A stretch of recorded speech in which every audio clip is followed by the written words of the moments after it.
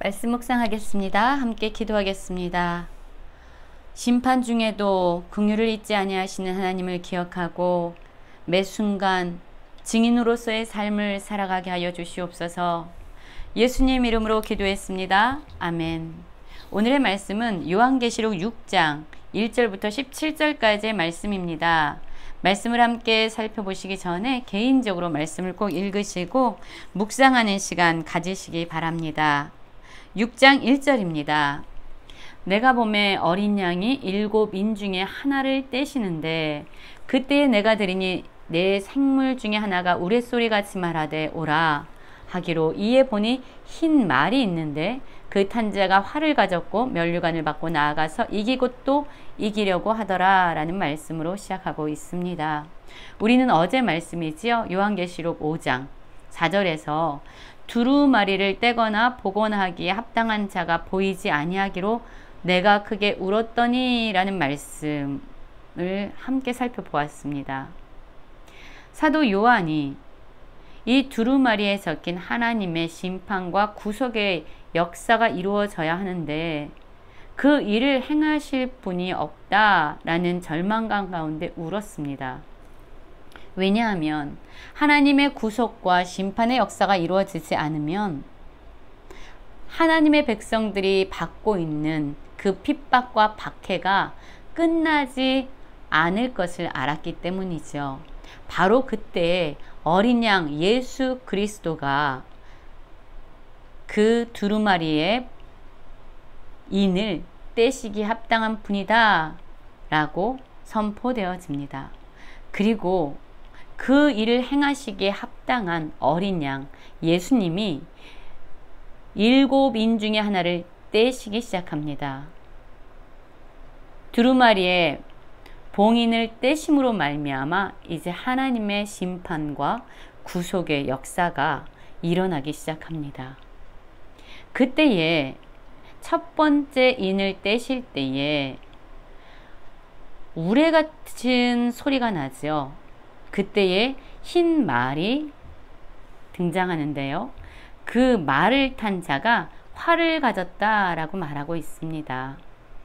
그리고 두 번째에 인을 뗄 때에 붉은 말이 나오고요. 그 말을 탄 자가 허락을 받아서 땅에서 화평을 제하여 버리고 서로 죽이게 하고 또 큰 칼을 받았다라고 말합니다.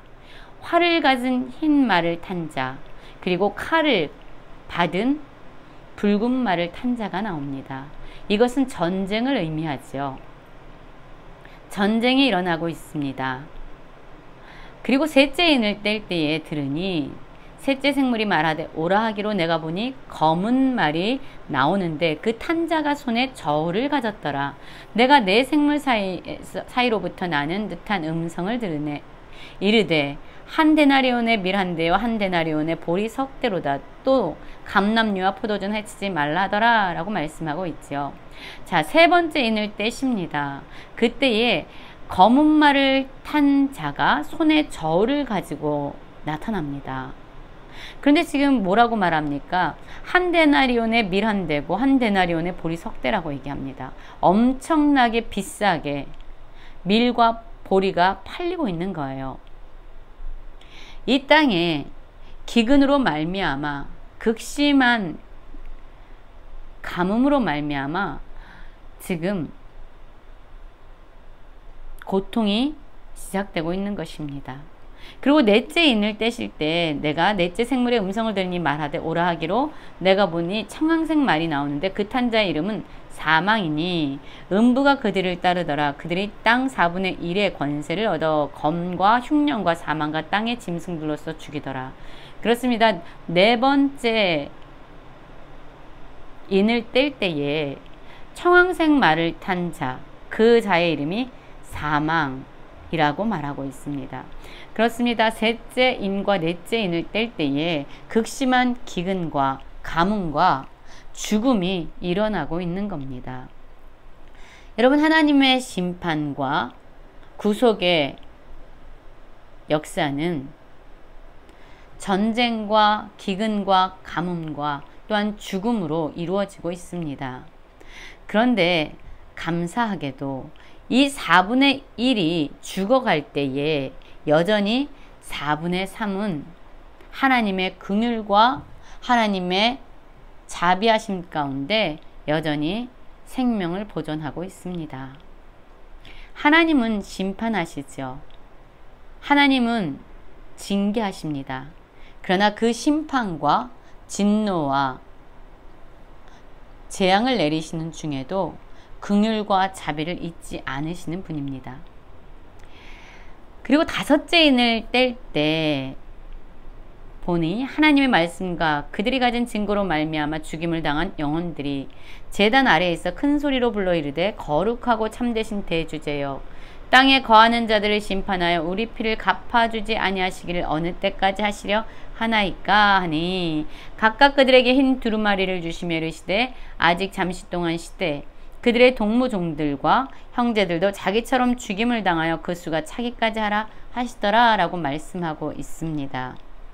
그렇습니다. 하나님의 말씀으로 또한 예수 그리스도의 복음을 증거하다가 죽임을 당한 순교자들의 기도가 나오고 있습니다.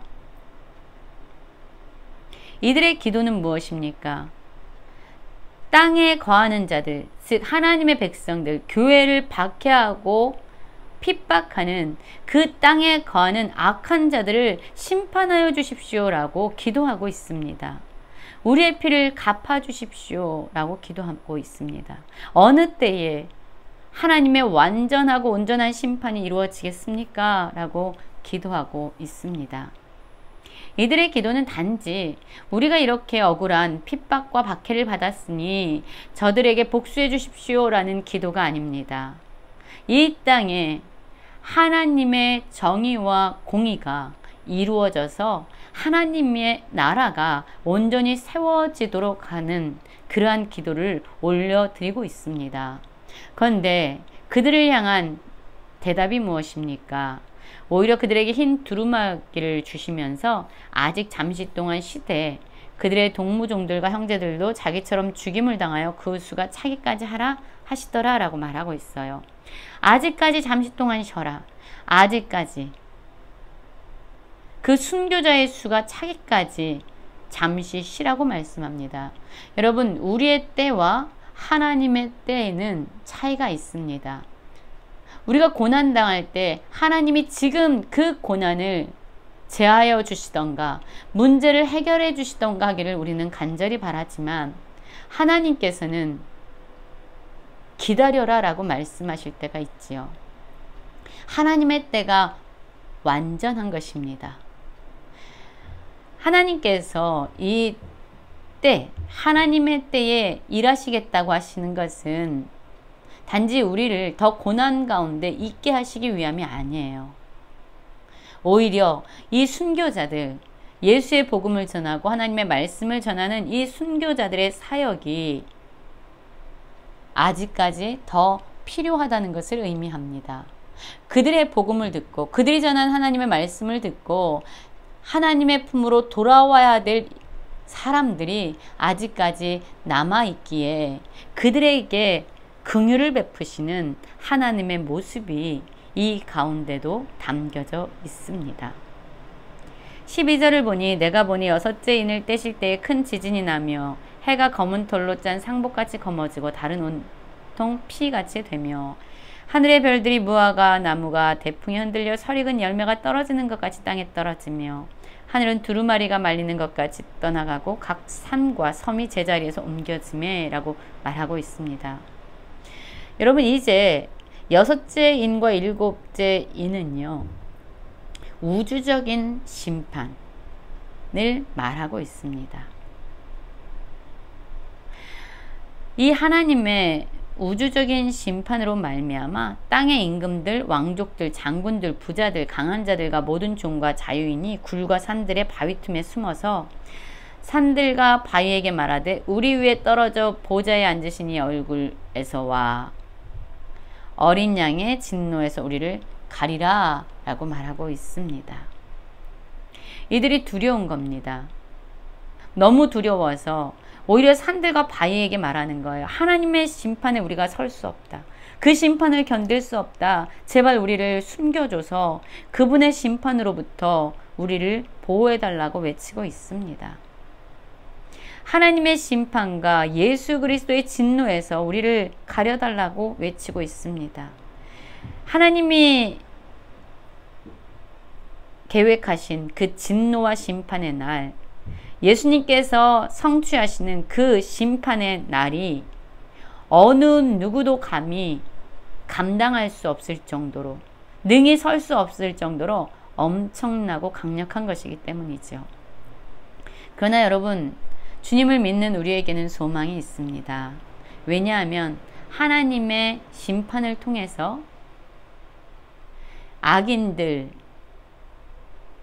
하나님을 떠난 그들을 향한 하나님의 심판을 통해서 하나님의 백성들, 이 땅에서 핍박받고 박해받는 하나님의 백성들이 구속함을 입게 됩니다. 하나님의 심판은요, 하나님을 떠난, 하나님을 대적하는 자들에게는 재앙이고 저주이지만 하나님을 붙잡고 살아가는 하나님의 백성들에게는 구원과 기쁨의 날이 되는 것이죠. 여러분, 그렇습니다. 하나님이야말로 이 땅의 진정한 심판자가 되십니다. 예수 그리스도야말로 하나님의 심판을 이 땅 가운데서 이루시고 성취하시는 분이 되십니다. 하나님과 예수 그리스도가 이 땅을 다스리시고 통치하고 계십니다. 그 하나님이 심판과 진노 중에도 우리를 향한 긍휼을 잊지 않으시는 분이시죠. 그 하나님을 오늘도 기억하고 진노 중에도 긍휼을 잊지 아니하시는 그 하나님을 찬양하면서 우리도 증인으로서의 삶을 살아가는 모든 성도님들 되시길 간절히 기도합니다.